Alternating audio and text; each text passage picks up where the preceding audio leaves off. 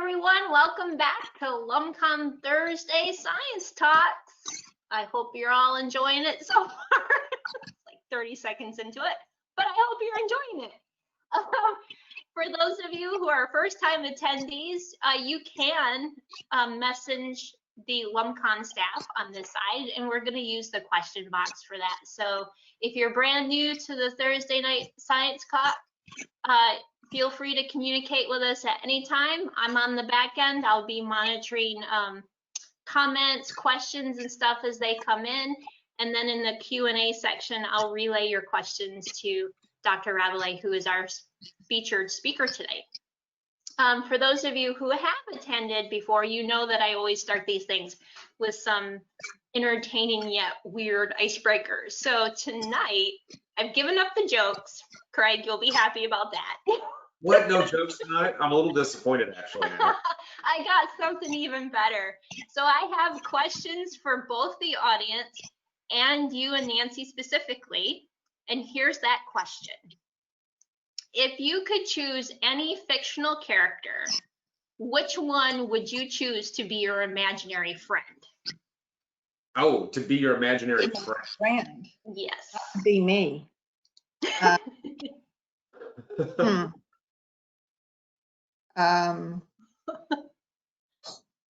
The Ariel, the mermaid. Oh, yeah, I can see how you would like to have her around. Yeah. Maybe. Mr. T, so we could share hair care tips. and jewelry, right? And jewelry, of course, jewelry. You think you let me like try on all the gold chains? So we're getting some fantastic answers from our audience as well. Sheldon Cooper was one. Casper the Friendly Ghost. Moana. Nancy Drew. MacGyver. Chewbacca. And Sonic the Hedgehog. Ooh. Yeah, some Harry Potter characters from several people. These would be all fantastic friends, for sure. I like the MacGyver suggestion. I know, right? You would never get stuck anywhere. See, Nancy, you would have had a much better day if your imaginary friend had been MacGyver. That's right. You could have fixed anything for me today. That's right. Could have made you a power cord out of pop sticks. So Becky, thank you so much for highlighting MacGyver for us. With that, I will turn it over to you, Craig, to welcome Nancy, and I'll see you on the other side. Thank you so much, Mert. I appreciate it. You're welcome. Well, good evening, everybody. I hope I find you and your family and friends safe and in good health this evening. I'm Craig McLean, the Executive Director of LumCon. And I'd like to thank you for joining us tonight for the 11th talk in LumCon's online science series. Along this journey, we've had 560 individuals join us, and almost 200 of you have come back and joined us multiple times. So every Thursday night here at 7 p.m. Central, we're inviting a Louisiana scientist to share their research. And we're going to give you the opportunity to listen and then to ask questions of some really amazing people doing some really extraordinary science. And I will hope you will continue to join us each and every week as we explore more of the world from the comfort of our homes. Now, you can find more information about the complete series at our website, lumcon.edu. You just need to scroll down on the homepage. There's a link there under the news and events. Now, there's another part of our webpage that you should know, which is the big donate button at the top. And if you enjoy this online content, you want to help us to keep delivering it, please make a donation there at the top. Well, it is truly an honor and a privilege tonight to introduce Dr. Nancy Rabalais. Nancy is a marine ecologist who's made significant scientific contributions in multiple areas. She's perhaps best known for documenting mitigating the effects of hypoxic zones. She is a MacArthur Genius Award winner, a No Environmental Hero Award winner, an Aldo Leopold Leadership Program Fellow, and also a Heinz Award winner. As consistently seen as a scientific expert, has testified in front of Congress. Nancy received her bachelor's and her master's from the Texas A&I University in Kingsville and a PhD from the University of Texas, where afterwards she joined LumCon, where she served as a faculty member and continues to serve as a faculty member. She was the previous executive director, and so I've had very big shoes to fill. And she's currently also a full professor at LSU. Her scientific articles, of which there are many, are all very impactful, have occurred in journals such as Science, Nature, Bioscience, and Biogeosciences. And so with that, I will turn over to Nancy. We're very much looking forward to your talk tonight. Thank you so much for joining us. Thank you. It's a pleasure, as always, to be part of LumCon and provide some information about my research. You have my title slide, I think, from Minnesota to station C6B. And you may wonder why a marine ecologist would be going all the way to Lake Itasca in Minnesota to the headwaters of the Mississippi. If we really graphed out the longest distance for the Mississippi River watershed, it would be somewhere in Montana or Idaho. And the river would be called the Missouri. But for some reason, the most northerly point got to be the name. And I'm going to go back to this slide a little bit more later on. But you might wonder why the watershed and why the Gulf of Mexico, because these are two very valuable ecosystems for the United States, but they're linked in many ways that you might not think. Now, the dead zone. It's an insidious name, but it's not completely true, because not everything is dead. There are lots of fish in the surface waters, and then as you go lower in the water column, the oxygen gets much lower, and then you don't see any fish.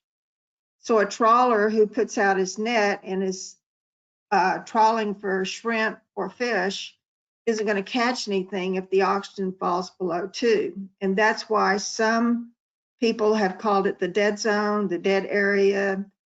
But that's not completely true, but it's a word that sticks with the public, which is why I used it in the presentation. It's also called oxygen depletion, and it's also called hypoxia, which is a medical term. But if you can't get enough to breathe and you're under hypoxic conditions, then you might not last very long, which is the situation for many of the organisms that live in this area. This is the area in 2017. It spreads all the way from the Mississippi River Delta past the Louisiana-Texas border here at Lake Sabine and well into offshore Galveston. And we didn't even get finished mapping it because we had to get the ship back to the dock. This is, the red is less than 2. If you equated it to the land area of a United States, it would be about the same time, about the same size as the state of New Jersey. And for more local considerations, it is 14 times larger than the whole Lake Pontchartrain. So it's a large area. And it's present for long periods during the summer, and it affects fisheries and living resources. This is what I call my Hypoxia 101 slide. Basically explains how it's formed and what it looks like. Assume this nutrient-rich water with the red arrow is the Mississippi emptying into the Gulf of Mexico. It's bringing lots of fresh water, lots of nutrients, lots of sediments. Those nutrients support the growth of single-celled plants called phytoplankton or algae. Many of them are eaten by zooplankton. Another group dies and goes to the bottom, and the zooplankton generate fecal pellets as waste products that go to the bottom. Once all of this highly organic material gets to the bottom, bacteria like you and I that basically consume carbon and use up oxygen in the process work on that carbon and they deplete the oxygen. And you can see that it's not just at the bottom, it's well up above the bottom. And this upper water column, lower water column situation exists as long as there is something called stratification, which is the layering of the system into a warmer, fresher surface area and a colder, denser, saltier bottom layer. And that keeps the oxygen from moving from the surface to the bottom. So it's most persistent in the spring and summer when the winds are less, and it gets turned over in the winter by cold fronts. And in the summer, it can be turned over by hurricanes because those wind forces can make the currents move very rapidly or turn over the water column. When these waters get to the Gulf of Mexico, they mostly enter through the Birdfoot Delta south of New Orleans. About 1/3 of the flow comes down the Atchafalaya River. And what you can see here is a suspended sediment plume, which is the visual part of the plume. And then what you don't see are dissolved nutrients such as phosphorus, nitrogen, nitrate, nitrite, ammonium, and things like that that actually move much further downstream and affect many more phytoplankton than immediately next to the delta. The dominant wind direction in the spring, when the flow is the highest, is from the east to the west. So more of the nutrients affect the area to the west. In the summer, the currents sort of return from the south and the southwest and hold all that fresh water on the shelf so that more phytoplankton can actually grow then. The low oxygen extends into Texas, and it also extends into Mississippi. And in fact, Mississippi, Alabama are having much more issues with hypoxia now than they did in the past. Our definition of low oxygen or hypoxia or the dead zone is dissolved oxygen less than 2 milligrams per liter or 2 parts per million. And these blue dots represent how many shrimp can be caught in a trawl if the oxygen is 3 to 9 parts per million. If the oxygen is less than 2, the trawler will not catch anything, which means he's lost his diesel and his personnel time and his ice, everything that he spends to go offshore, he catches nothing. And the same thing with the finfish. There are lots of fish when the oxygen is greater than 2, but if you put your trawl over and drag it, then the oxygen less than 2, you will not catch any fish in the trawl, which includes things like red drum, croaker, red snapper.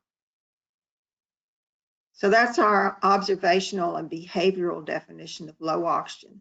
Low oxygen can affect organisms at a higher level with stress, but this is our nominal unit that we use. Now, when this low oxygen occurs offshore, there are several things that can happen. Fisheries resources can be affected. The graph in the upper left is catch per unit effort of brown shrimp, and the lines are 10-year averages of the catch per unit effort. And you can see there's a gradual decline of the catch per unit effort for the brown shrimp over this time period. Now, other things can affect the catch.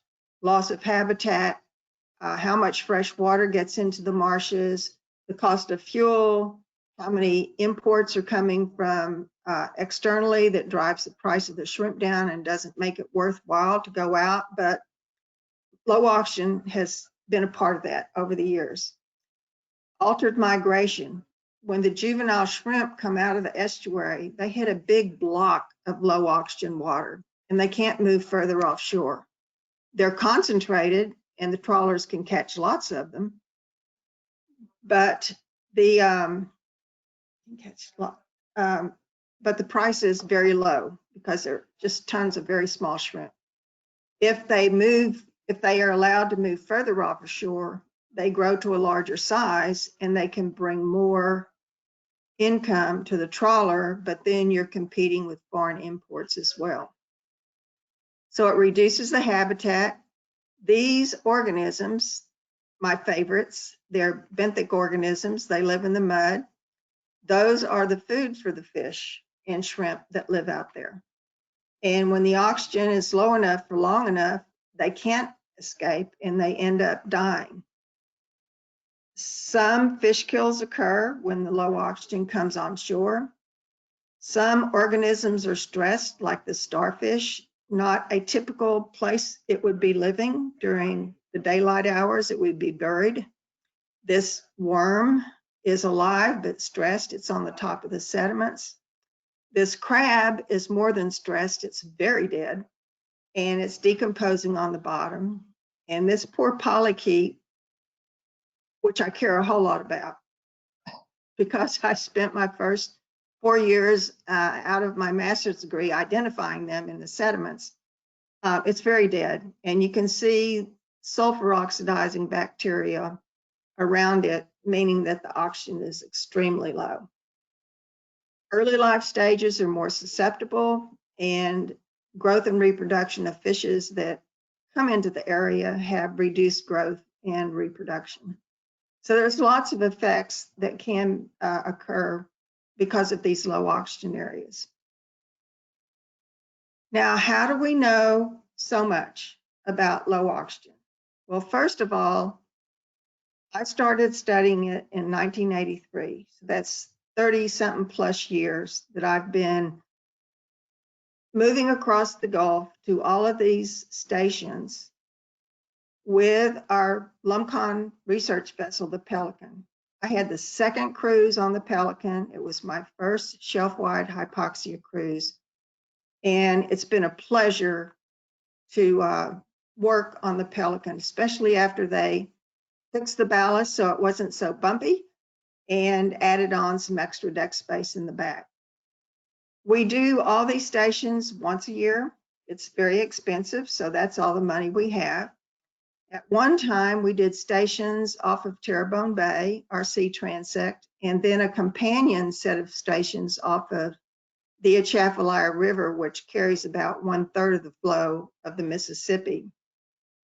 And at these two asterisks, we had oxygen meters in the water near the surface and near the bottom that continuously recorded the oxygen.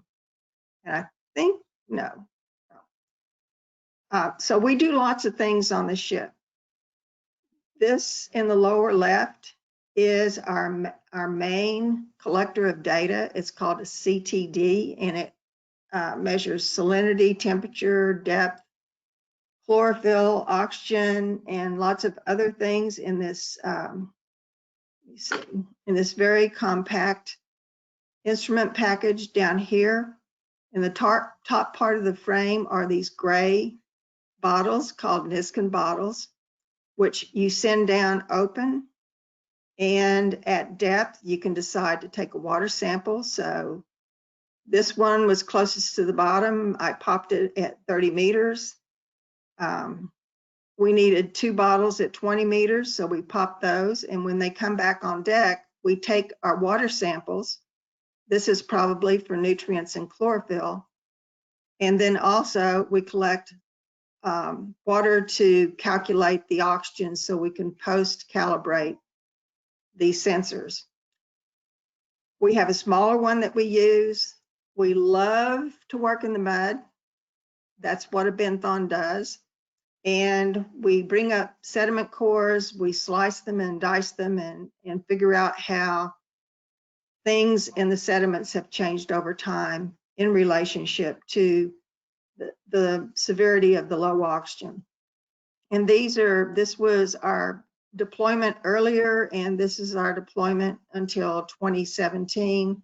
This is an oxygen meter, and this is me collecting water so we can post-calibrate the salinity and the turbidity and the chlorophyll. It's not any good for the dissolved oxygen because the way we get the water is that we purge the bottle with our oxygen tanks that we have on our backs and then turn them inside out so that we can collect the water. So it's not good for oxygen, but we have other ways to post-calibrate that as well.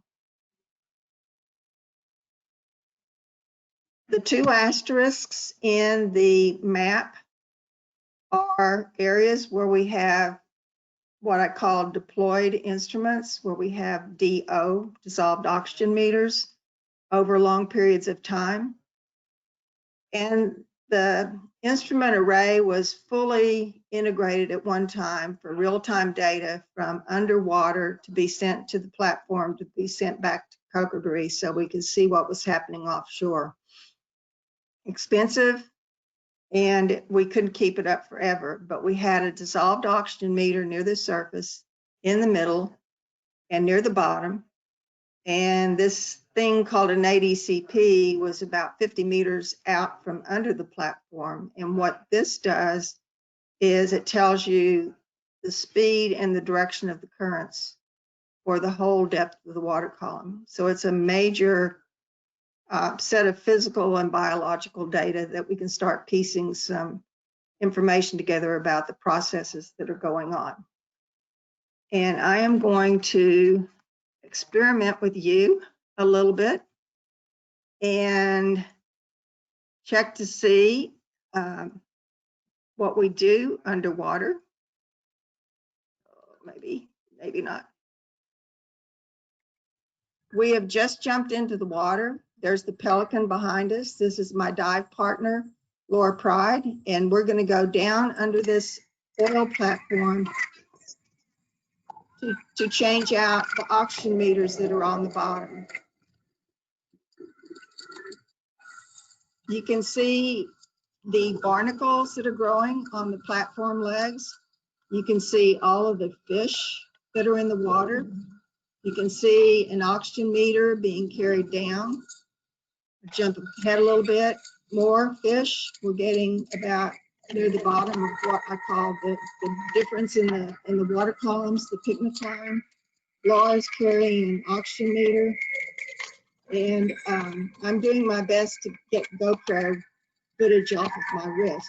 The reporter was on board. He slapped the camera on my hand and said, "Go get me some video." So best I can do. There's Laura with 2 meters. She's working her way down the platform. And you can still see fish in the background here. This is one of the meters. You can see how many barnacles grow because there's lots of food from the plankton and lots of sunlight, and it's just a really good situation. I'm gonna switch out of this one. We're gonna start going a little bit further down. All those barnacles that grow on the platform also grow on our oxygen meters. And to get the oxygen meters out, we have to get rid of the barnacles. You can see this bottom part of the meter is clean because we put copper, the guard is copper, and it poisons the water around it so that we don't have to clean out so many barnacles. This is hard work.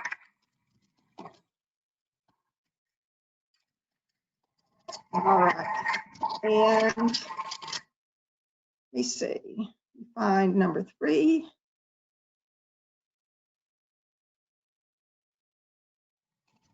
Here we are a little bit deeper. This is an oxygen meter that has been replaced. It doesn't have barnacles all over it. When we come back in 4 weeks, it's going to have lots of barnacles, and we're going to bring it out of the water, download the data, and try to get them clean and back out there again in about 4 weeks. Let's see what else we have in here. Us working underwater. You can see the green in the water. That's a lot of phytoplankton. We attach them to the platform with zip ties. That's Laura. This is an oxygen meter that's been put into the water and attached to the platform.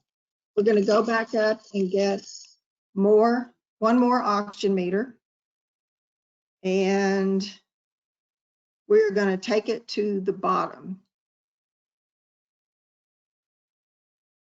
So we're now working our way towards the bottom. This is about mid-depth, and we're now at the bottom, and you can see that the water is really turbid. There's nothing growing on the oxygen meter. If you could see anything, you would see no fish. And we're basically working in the dark to get these meters changed out underwater. So again, these are our working conditions. More working conditions. You can hear us tapping. And eventually we bring the bottom meter up to the surface. So that tells you some of the types of data we collect and what it looks like underwater in the area called the dead zone. Let's see. All righty.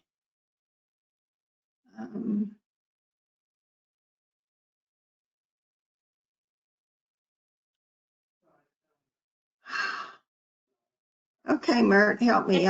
It's the second one from the current slide. Okay. All right. So from this demonstration of the platform that has these oxygen meters in several locations, we're just going to focus on the one that's on the bottom here. And if you can imagine being 60 feet down in the water column from June through July, August, September, October, November through the year. And this line is the value of the oxygen. And you can see that in April, it was quite high. The bacteria start to work on the carbon and draw the oxygen down. We have a cold front, it mixes it up, and there's lots of oxygen in surface waters. Again, it falls down. You can see extended periods. Here's almost half a month or more than half of a month where the oxygen is close to zero. Tropical storms, which we don't like, can also mix up the oxygen, but again, the bacteria bring down the oxygen. And for the month of August and September, the oxygen is extremely low and close to zero, which is very stressful for the organisms that live in the bottom. Cold fronts start to mix it back up again, and everybody's happy until probably the next March or April. Now, the two ecosystems. One is the Mississippi River watershed, and one is the northern Gulf of Mexico. This watershed covers about 41% of the continental US, and it all drains through the Mississippi River Delta and the Atchafalaya River Delta. And this is the relative size of the low oxygen compared to the watershed. In that watershed, the nitrogen has gone up and the phosphorus has gone up, mostly from agricultural fertilizers, but also from cities such as Chicago. The waters get to the Gulf of Mexico. They're very turbid, but there's a lot of dissolved nutrients in there.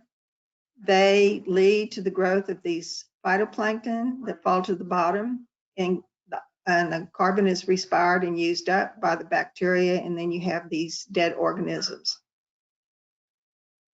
So this is that river plume, and it looks very dirty, which it is. But what we've seen over the years, and we have over 30 years of data now, that there are more nutrients now than there were in the past. More phytoplankton is blooming in the surface waters. That means more of that phytoplankton carbon gets to the bottom, and more oxygen gets consumed, and we have more hypoxia or dead zones or low oxygen. And these are verified by, this is a big word, paleo indicators, but they're components of the sediments that show change over time. So where do these nutrients come from? They come from the middle of the watershed for phosphorus and nitrogen especially. And the nitrogen sources are primarily corn and soybean rotation, other crops, not very much from cities, some from the atmosphere. And in the phosphorus situation, not as much from corn and soybeans, but other crops. And then a lot comes from pasture land and more comes from cities. So when we're thinking about trying to solve the issue, we have to understand where and how much of the nutrients are coming into the Gulf of Mexico, assuming we want to fix the problem, which I think we should. Over time, from the 1950s till now, most things have been level. Atmospheric, municipal, legumes, those are the soybeans. The only thing that's changed considerably over time is the increase in the use of the fertilizer, and it's plateaued off now. So not to pick on any one community, but you can see where most of the change has occurred over time and where we might put some effort into making a difference.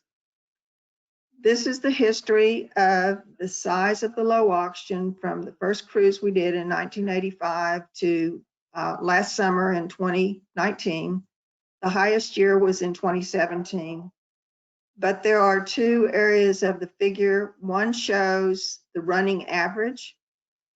And this environmental goal is what a state federal task force recommended that the size should be eventually if we can reduce the nutrients.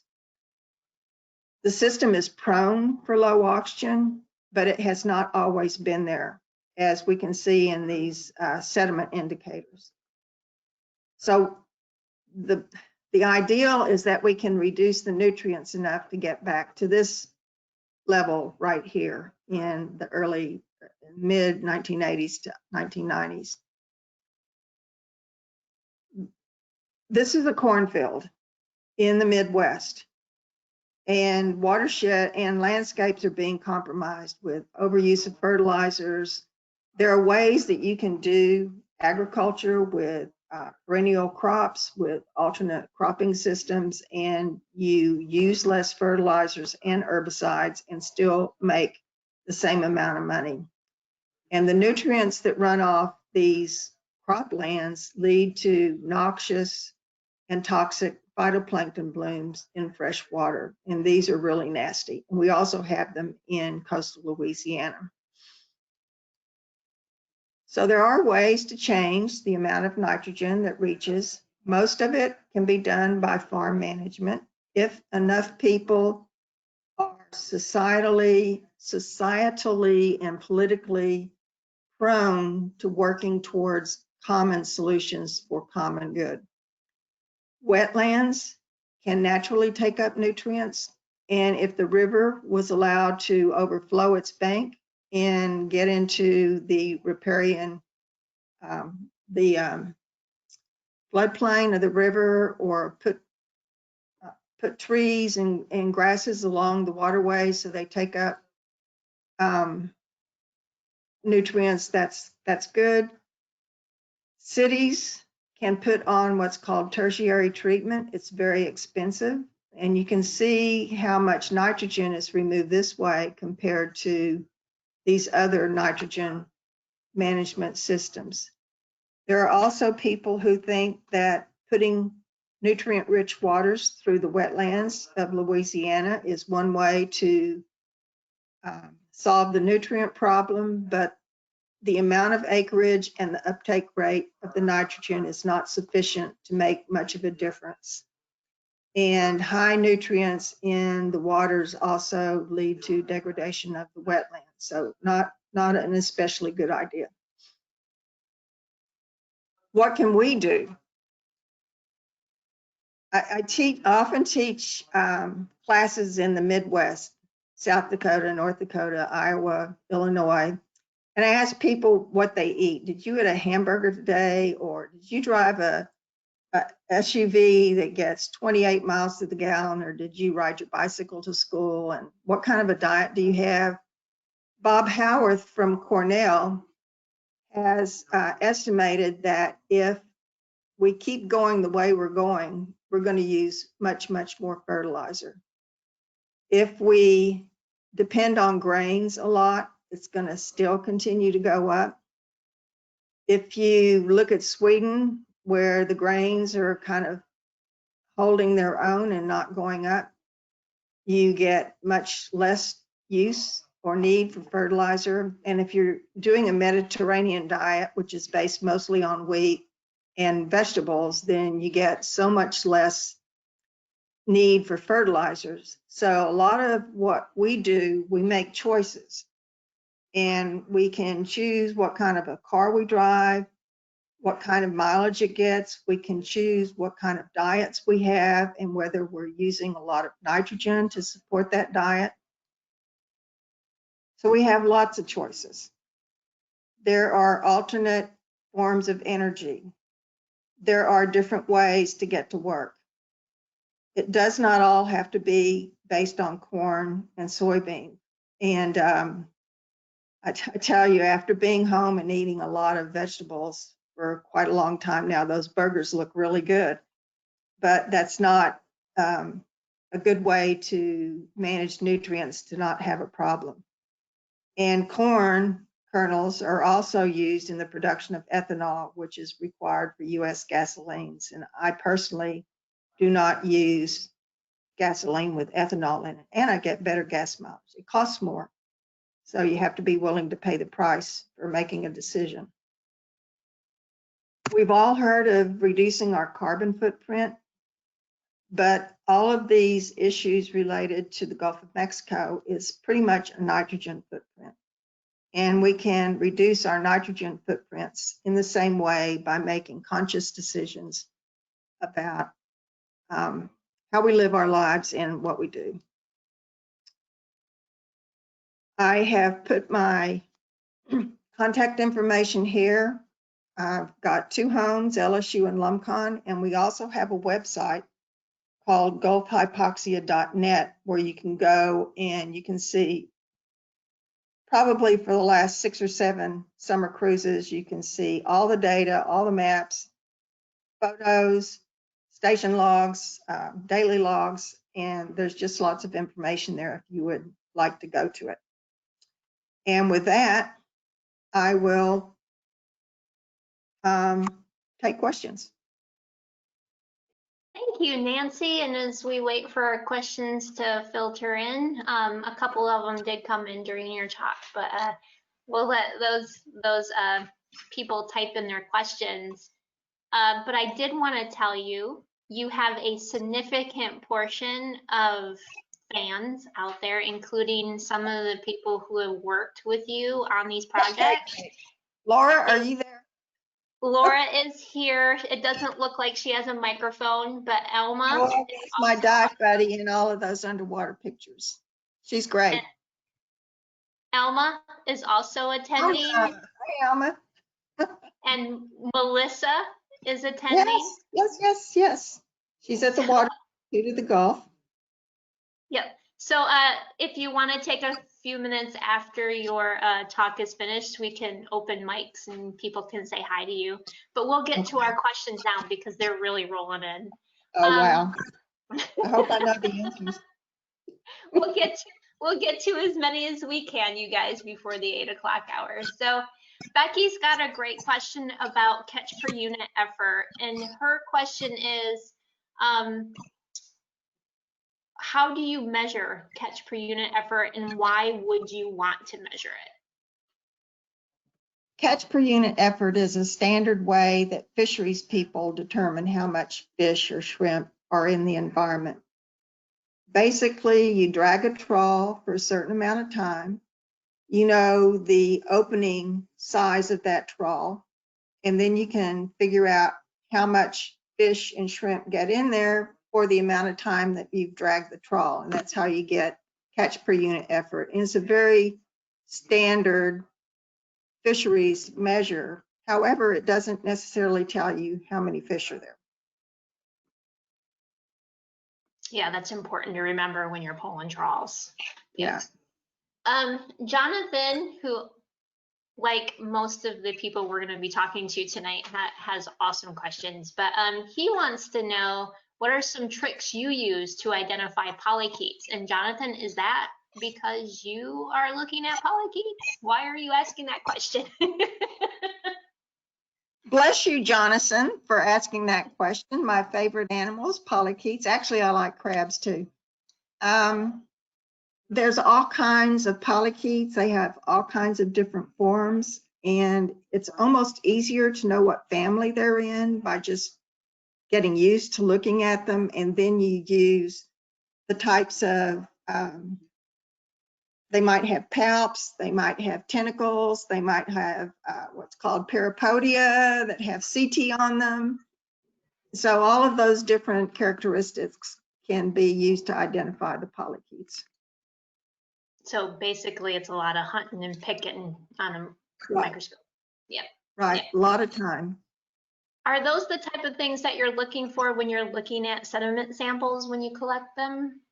Okay, in the sediment samples, the picture was of Jen slicing sediments, and she was looking at microscopic organisms called foraminiferans, which are single-celled protozoans that have a calcium carbonate test. It's just like a seashell. And you can tell the different kinds of these seashells in a slice of sediment. And you can see how over time you might get more of one kind here and less of that kind further down. And what these organisms tell us is that the oxygen stress has gotten worse over time in the Gulf of Mexico because of the ratio of two primary foraminiferans. And some foraminiferans that used to be there are not there at all anymore. And, okay, well, I'll keep rolling. We also look at history. We also look at certain kinds of sediments to see if they're reduced or not. We look at carbon. We look at the remains of diatoms, which are one of the primary phytoplankton. So there are lots of things that we can look at, and they all consistently changed over the same period of time as the oxygen got worse. I don't want to smile after that. It's typical that I smile after an answer, but that doesn't seem like a very happy answer. But moving on, there's a lot of interest.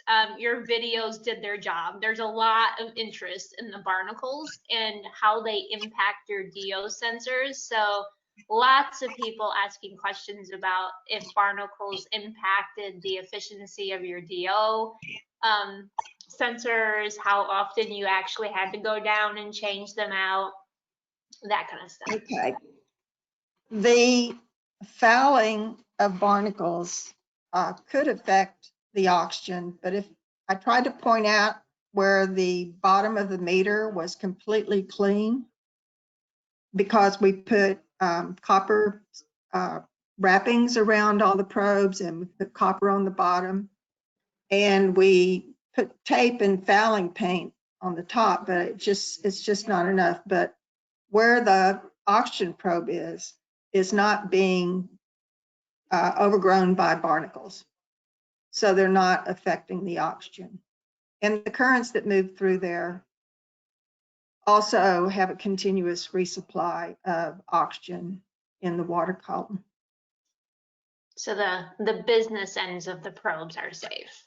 Right. It's just everything around them. We put our first oxygen meters in the water in 1989. It was this huge clunky thing that was only calibrated for temperature It was horrible to calibrate. It was a big thing. But over the years, the instruments have improved so much, and the probes have changed because we used to use TBT wax, which is a poison, to keep the membranes clean, and now they have little wipers that go back and forth over the top of the probe and keep them clean. So the technology has changed significantly over the years. The many years I've been doing this. Yay, technology. Not your friend today, but most days it can be your friend. Becky's got a great question about the oxygen minimum zone and if it correlates to the photic zone at all. An oxygen minimum zone is a naturally occurring low oxygen area, whereas in the coastal area, it's primarily caused by excess nutrients. And it's the same process. Particles fall out of the water column, and in the open ocean, it's mostly a temperature difference that generates this layer. And the organisms, as they fall down below that layer, bacteria start to consume them in that area. And then towards the bottom, the oxygen goes back up again. So the oxygen minimum zone is usually between 400 and 1200 meters. And the areas of coastal low oxygen are usually between 5 and 60 meters, maybe 100 meters. They're not the same thing, but similar processes. And then there's also a clarification question that came in when you were talking about mitigation efforts. Somebody would like to know what a Swedish diet is. Oh, all those nasty pickled fish. What can I say? More fish in the diet, probably more wheat-based than corn-based. They don't eat a lot of pork. So yeah, that's the Swedish end of it. Mostly a seafood. I would rather eat kale than pickled fish. Have you eaten a lot of that in your lifetime? Absolutely not. Okay. That's good to know. You weren't suffering through that. Okay. Aaron's got a question about the cycle of low oxygen at night, you know, in freshwater systems, how you have high oxygen during the day, low oxygen at night. And she wants to know if you see sort of that pattern also in the Gulf of Mexico. We see that in the surface waters because primary production is going on during the day and not much at night. So you see that cycle near the surface, and near the bottom, not as much because the light penetration is not as great and there's not as much photosynthesis. Great. Michelle's got a two-part question. So I'll do the first one first and then the second one. So her first question is, how, if at all, are offshore activities contributing to the persistence or even the expansion of the hypoxic zone? I would say probably none at all. We looked at the Deepwater horizon and it wasn't any different in the year of the oil spill or not. The influence of the Mississippi River and the amount of water, fresh water and nutrients and sediment that it brings in pretty much overwhelms oil and gas activity or trawling or anything else. And then her other question is a little bit more complex, but it is, what immediate reforms might be made to regulations on Middle America's agricultural practices so farmers' livelihoods aren't drastically impacted, but we can actually have an influence on the hypoxic zone? Right. Many of the alternative cropping systems don't cost any money, but many farmers aren't going to do them until their neighbor does. So if we could have the government not just provide aid, for crop insurance, but provide aid for taking better care of the soil and the environment, then that would be just as productive as a cornfield. So I think federal support, federal aid, not just for crop insurance, in case it doesn't work, or if the import taxes go up in China on soybeans, just support better agricultural practices. Great. Paul, hey Paul, has a question about characteristics of organisms. So he's wondering if there are any shared characteristics among organisms that are better able to tolerate low oxygen conditions? Yes. There are, such as the Polychaetes, there are several Polychaetes that have big palps, or they have gills that stick up over their body. Trying to think what else. Some of them have high concentration of hemoglobin in their bloods, and some of them can be tolerant to hydrogen sulfide. So those are some characteristics that would be different. Terrence has an interesting question about whether rice and soybean farming affect the nitrogen that's being contributed to the Gulf of Mexico, and has the rotation of crawfish and rice farming and soybean farming helped reduce the nitrogen load? Right. Soybeans are usually rotated with corn, and they fertilize corn because they fix nitrogen. However, farmers also fertilize soybeans, which makes no sense to me. The rice, I'm not sure what fertilization occurs with rice, and I'm not sure, if water quality in a crawfish pond is better or worse with rice or after rice. I just really can't say. Good. I'm sorry. Good question, though. Yes, Jonathan got back to us about why he asked about Polychaetes, and he said he did a project. It was very tricky, but he also said crabs rule. So he's in the crabs camp with you. Okay. Well, my necklace has a crab on it, so. Yeah. Celeste would like to know if the 2020 cruise is still happening or if you've been affected by COVID. We were not sure that the COVID-19 would keep us off of the Pelican or not. Right now, we're scheduled to go out July 25th, and they already have reams of paper of rules that we have to follow when we're out there. Social distancing and masks and gloves, and we're taking a bare bones science personnel cruise this summer, so there'll be less people on board the ship. But we're still a go right now. The cases are starting to tick up. So wear masks, people. You're listening, right? Wear masks. If Nancy wasn't giving a presentation, I'd have her wear a mask. So Arturo was asking if you could just kind of explain the process of atmospheric deposition of nitrogen. Okay.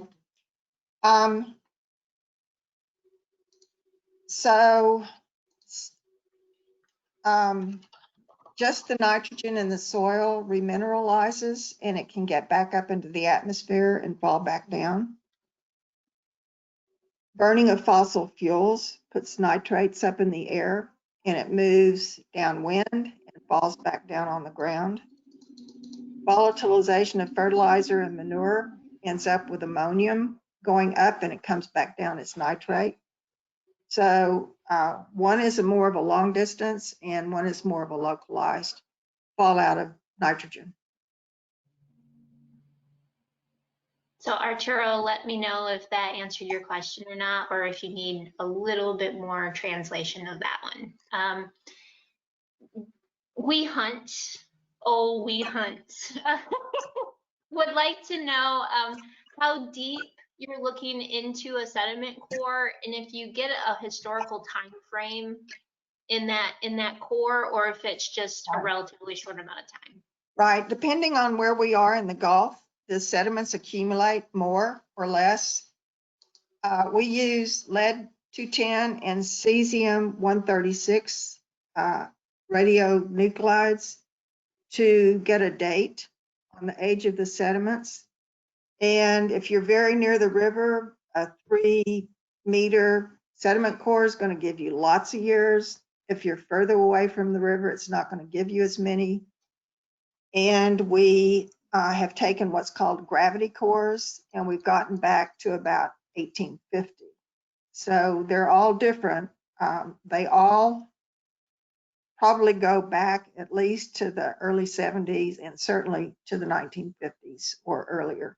Wow, that's impressive. On what type of core and where. That's really cool. I hope Paul caught that. He's into historical records like that. Right. Emily has a question about the impact of hypoxia and what long-term impact that could have on Louisiana's economy. But I think as the middle person, I'll expand that into the global economy. Well, there are some areas in the world that have had collapsed fisheries because of low oxygen. We have not seen a discernible decline overall in the shrimp fishery because there's so many complicating factors.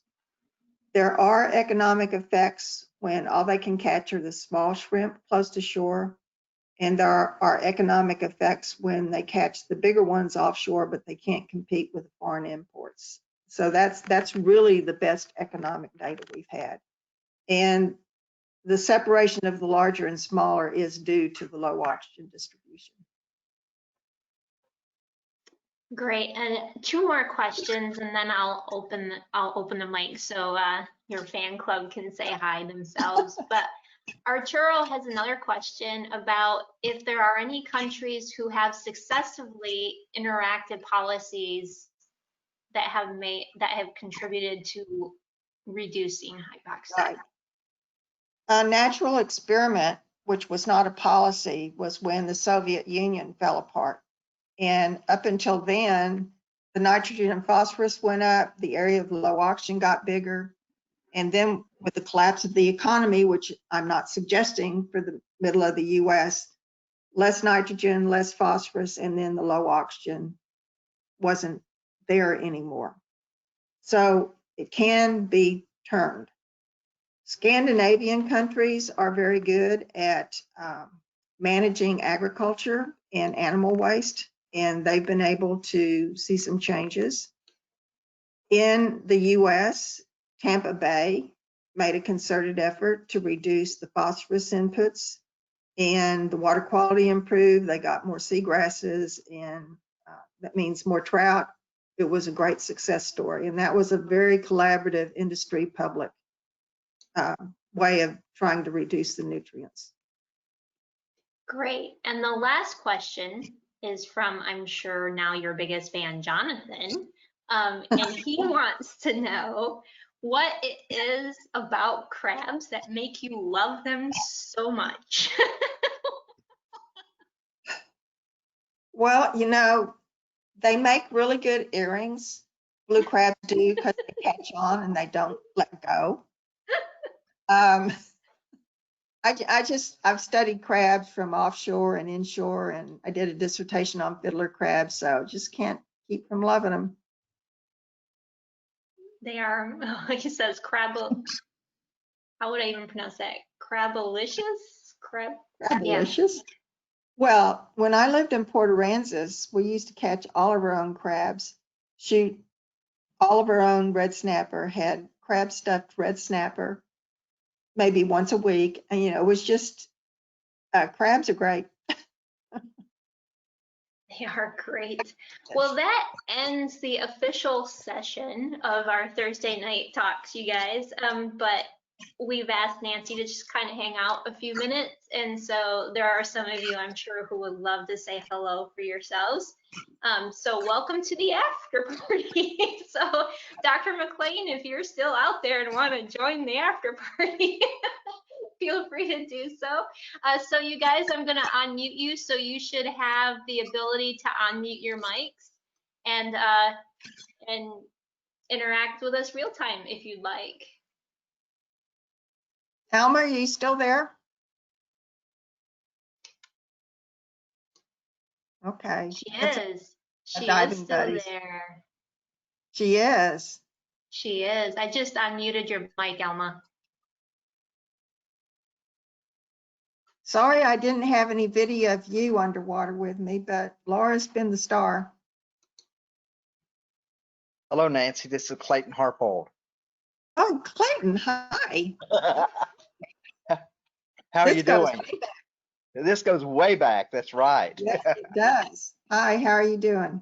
I'm doing well. Sitting up here in the mountains of North Carolina. Oh, wow. Okay. Wonderful. Hope you're Have you- safe and healthy. Both, yes. And likewise. And how things been going for you all? Well, you know, every day is Monday. Do this every day. It's like Groundhog Day. Yeah, I know. Has been for 3 months now. Yeah. Yeah. I just went up to LSU for the first time today and couldn't get back on the internet. So that was stressful. So I'm at a friend's house right now. Okay. Well, anyway, I just wanted to say hello and Yeah. was interesting getting a refresher of everything. Right. Thank you. Clayton, for those of you who don't know him, was one of the original marine educators at LumCon. LumCon educator, rock! Rah, rah, rah. You gave me a proud heritage, Clayton. You really did. Thank you. I so hope much. so. I really do. We worked hard at it. You did. Yep. And I you- hope I'm doing you proud. Well, from what I can see and everything, you have taken it a lot further than we had ever thought about getting it at that time. So congratulations to you too. Well, I've had the fortunate luck, it's pure luck, to have two amazing executive directors to work for. Both Nancy and Craig have been extremely supportive of education. And it's been an honor and a privilege to work for both of them. That's what it takes. Okay. Yeah. Laura is having problems with her microphone, but she wants me to tell you, she wants me to tell you that you're her favorite. Favorite what? Well, she'll have to expand on that one. Yes, so, Yep. So I'm looking to see if Melissa is still on. We can pick on Melissa maybe. I'm still on. Yay! Guys. Melissa also dove with me. I did. Not as much as Laura. Laura was definitely the queen of diving. Laura just clarified. She said, favorite boss, favorite director. Okay. Thanks, Laura. I thought you might say favorite drinking partner, but Aw. How are you, Melissa? I'm doing well. How are you? Good. For those of you who are still attending the after party, Melissa was Nancy's graduate student. Yeah. both master's and PhD. Yeah. I brought her Yeah. from Iowa and finished her by studying hypoxia. That's And right. now you're where, Melissa? Now I'm at the Water Institute of the Gulf in Baton Rouge. Yeah. Yeah. Well, thanks for attending tonight. It's so great to hear your voice. Yes, it's great to hear yours too and see Nancy's talk. Nancy, good job on your talk. I really liked it. And I liked how you talked about changing our diet. I thought that's a really good point. Yeah, there's so many things we can do. Yep, exactly. Oh, COVID hug. Group hug. Oh, Laura wants me to tell you, Melissa, that she misses you too. I we know, miss I miss all you guys. I'm going out this summer with a bunch of neophytes. We'll see how it goes. Hi, Dr. Rabalais. My name is Jonathan, and I wanted to let you know that I came here because my biology professor named Dr. Hassick, she assigned us a research paper, and the one that I picked was the one that you did with her, and I'm glad I got to hear your voice and to hear what type of research you're doing now, and I find it very interesting. Well, good. Thanks a lot. Yeah, Dr. Hassick, she's a great professor. Yeah, I get lots of requests to help students with projects. I like the ones that come early in the semester better than the ones that are asking me at the last minute. Did you get that subtle hint, Jonathan?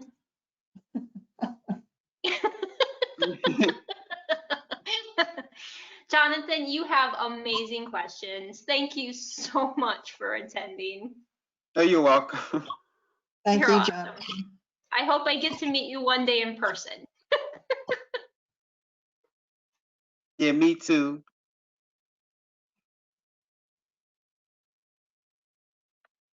Anybody else out there want to mingle with Dr. Rabalais while you have the chance?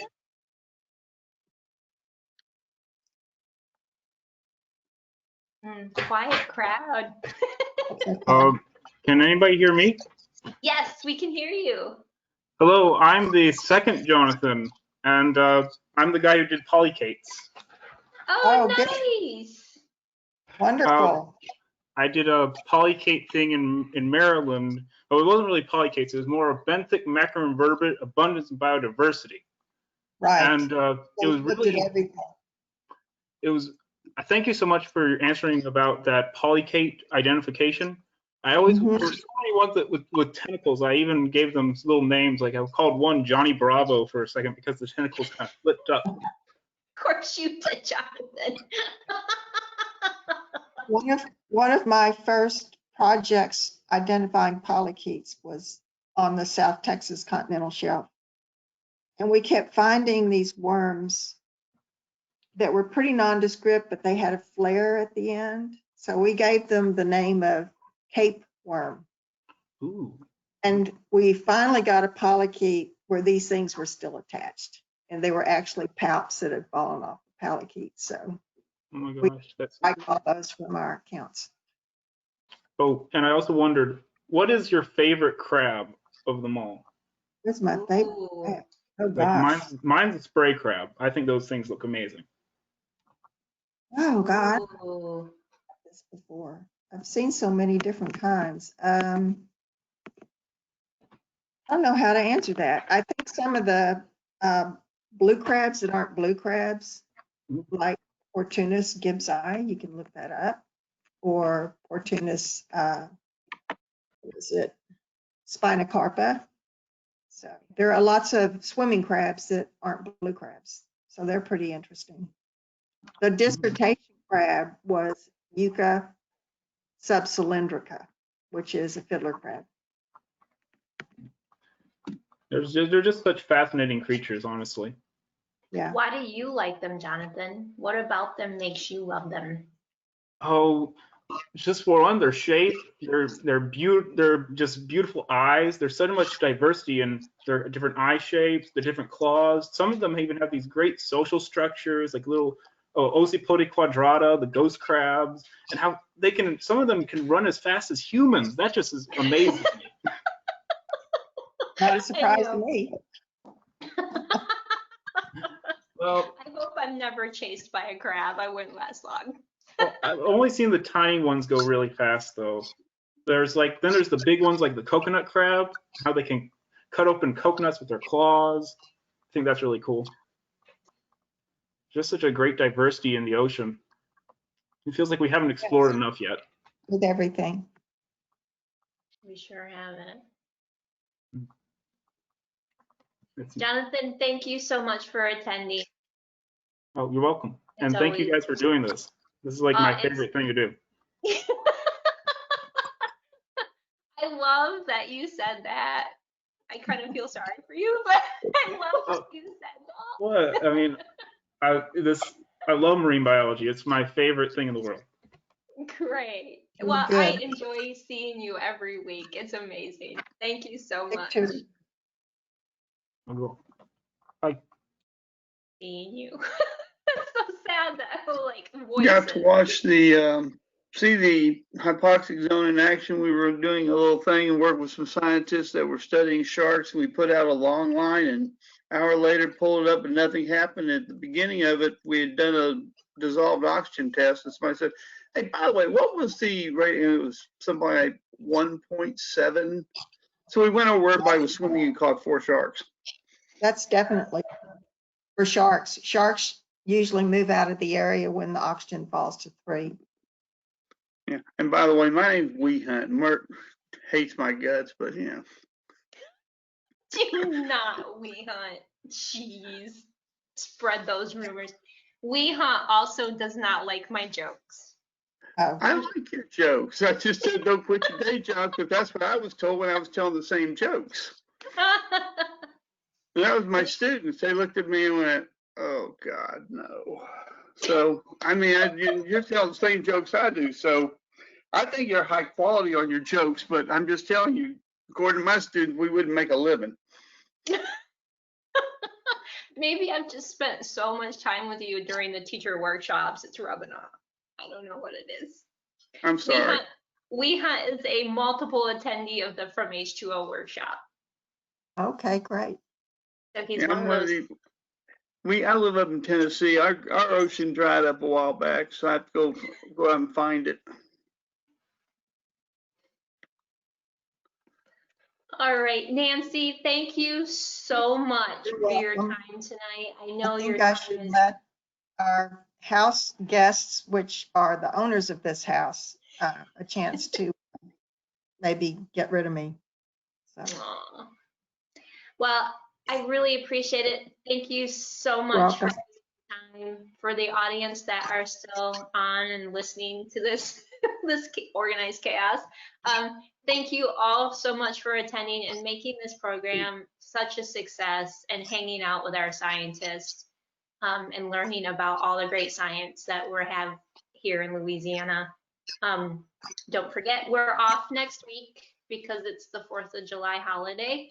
But we return the week after and pick up from there. So yeah, challenge coins for those of you who have earned them. There are a lot of you who have earned them this week and last week. So your challenge coins will be on their way as soon as I get an address, and I'll email you all to get addresses.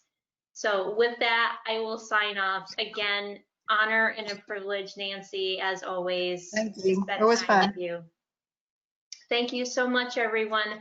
Be safe and take care of each other. Wear your masks. Good night. Thank you, Mert. Thank you, Nancy. You're welcome. Thank you, Dr. Rabalais. Thank you. It was nice meeting you. Nice to meet you too. Take care, Nancy. It's good to see you Okay. again. Yeah, nice to see you too.